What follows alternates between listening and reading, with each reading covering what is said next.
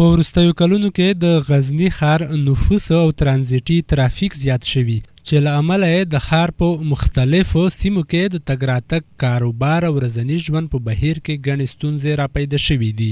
د ښاروالۍ د تنظیم نشتون، غیر منظمې ودانۍ، تنګ سړکونه، زیات شمېر موټرونه او د ترافیکو کمزوری کنټرول د ګڼه ګوڼې عمده لاملونه دي.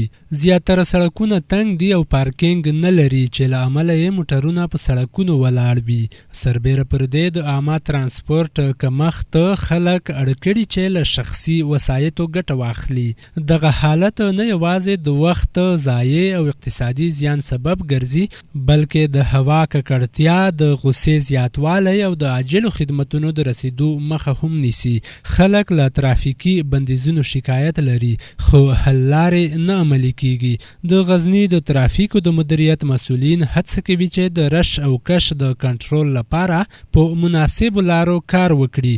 په ورته وخت کې د ښاروالۍ ریاست اړوند د تخنیکي او مسلکي چارو امیر وایي ډیری مارکیټونه چې پارکینګونه یې دوکانونو ته ورکړي، سپارښتنه ورته شوي چې ژر تر ژره دوکانونه خالي او منظم پارکینګ ولري.